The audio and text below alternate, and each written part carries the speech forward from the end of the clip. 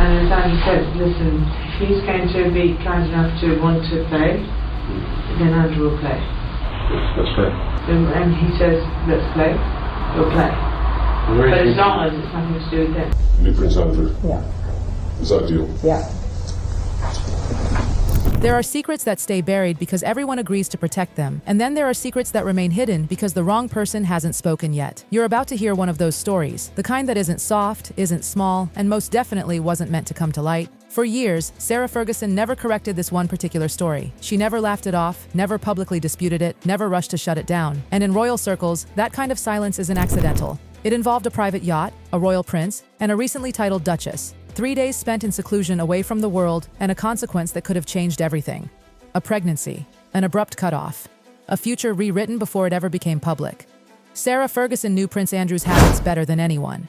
She understood the environments he favored, and she could spot ambition from a mile away because she had lived alongside it for decades. So when Meghan Markle entered royal life years later, this wasn't a fresh story for Fergie. It was an old one, carefully sealed, deliberately forgotten, and never meant to resurface. Until now. Because when the woman who had kept the silence decides to stop doing so, that silence doesn't stay buried. It screams to be heard. And here's where the real story begins. When Sarah Ferguson stops protecting someone, it matters. Fergie didn't need explanations about yacht culture. She'd seen it all before, long before Meghan Markle ever set foot in royal waters. Now here's where things get darker. Years later, Meghan would tell the story of how she first met Prince Andrew, claiming she didn't recognize him, saying she mistook him for someone insignificant, like a man holding the Queen's handbag. To the public, it sounded harmless, almost playful. To Fergie, it was an impossible story. Andrew wasn't obscure, he wasn't invisible, he wasn't some nameless figure you could forget in a sea of other faces. Not someone who had been in royal circles, not someone who Meghan, with her history of dating elites, could possibly mistake for a nobody. Fergie understood something the public didn't. That kind of distancing language isn't about innocence. It's about erasing familiarity. It's about rewriting history when that history has become inconvenient. That valet story? It didn't signal innocence. It signaled separation. And separation is exactly what you need when something existed before the official timeline began. Here's where it gets interesting. According to information that surfaced quietly and was shared privately, the overlap between Meghan Markle and Prince Andrew wasn't just theoretical. It was physical. They crossed paths on a private yacht off the coast of Nice in February 2002. Andrew was reportedly a VIP guest. Meghan was just part of the social group on board. This wasn't a crowded ship. There were no endless decks or faceless people. Everyone knew who everyone else was, and everyone knew why they were there. An eyewitness, who remains anonymous, described the shift in attention when Andrew arrived. It wasn't long before Meghan was positioned exclusively beside him, and soon they were seen going below deck together. What followed wasn't a fleeting interaction. It lasted for several days, just the two of them, meals delivered privately, visible separation from the rest of the group. When they emerged, everything had changed. The dynamics on the yacht were different, and so was the narrative. People noticed, they talked, and that story stuck with them, even as the years went by. For Fergie, this wasn't new information. It was confirmation of something long known but never openly spoken. The truth? Some stories don't surface when they happen. They surface when the people who protected them stop doing so. Now, what happens next is important. It's not about the encounter itself, it's about what came afterward. According to the accounts, Meghan didn't simply vanish after the yacht returned to shore. She didn't just fade out of Andrew's life, she kept trying to reach him. There were follow-up communications, repeated attempts to connect, as if she felt there was something Andrew needed to know. And that's where things get really interesting, because Meghan allegedly believed she was pregnant. If true, this would have been a game changer, not just personally, but institutionally. A child tied to Prince Andrew outside of marriage, outside of control, it would have been disastrous. But despite her attempts, Andrew didn't respond. He didn't pick up the phone, he didn't return any of her messages. The silence was absolute. For someone accustomed to royal access to be shut out like that, that's a rejection of the highest order. Meghan's calls? Ignored. Her messages? Not returned. Eventually, her attempts to reach him were blocked completely. Everything was shut down, and the silence didn't stop quietly.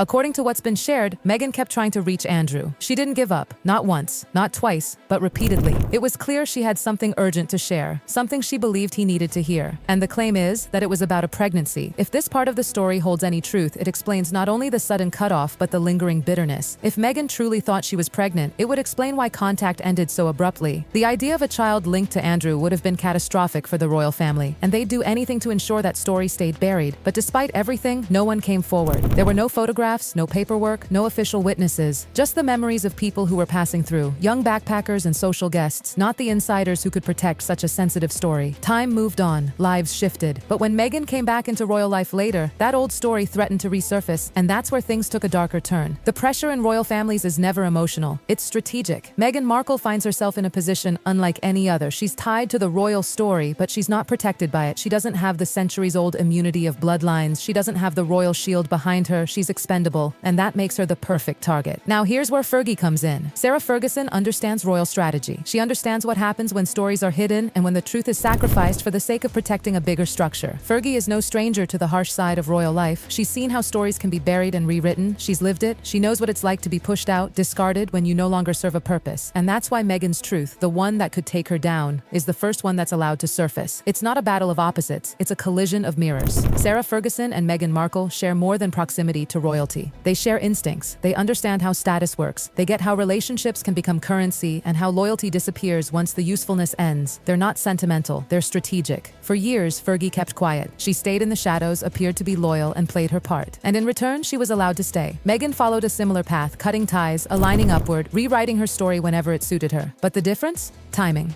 Fergie learned the hard way. Meghan thought the rules would always bend in her favor, and that's the moment everything begins to fracture. When the two of them fall out, it's not a small fallout, it's explosive. And when Meghan chose to distance herself from those who had once helped her, she activated a witness. And that's where Sarah Ferguson's role becomes undeniable. Fergie didn't need proof. She didn't need photos or sworn statements. She had seen it all before. She knew Andrew's patterns. She understood how stories were managed and erased. She knew exactly what Meghan was capable of because she had seen it all play out before. For years, the silence held. As long as everyone stayed quiet, everything stayed buried. But the balance has shifted. Fergie no longer enjoys the protection she once did. Meghan has fallen out of favor with the royal family. And Andrew? He's always relied on others to carry his burdens. But what happens when the one person who knows how all the pieces fit together stops protecting that silence? The secrets don't disappear, they wait. And when someone with a motive and nothing left to lose decides to speak, even indirectly, that's when everything comes to light. When the past resurfaces, it's no longer about rumors or yachts. It's about who knew the truth and who chose silence. This is the story the royal family has feared most. The one that, if told, could unravel everything. When you've spent decades building a facade, when you've carefully buried a secret so deep, the last thing you want is someone with nothing left to lose stepping forward. That's when the story isn't just exposed. It becomes a weapon, and Sarah Ferguson knows how to use it. Meghan Markle's truth, it could be the key to unlocking the royals' darkest fears.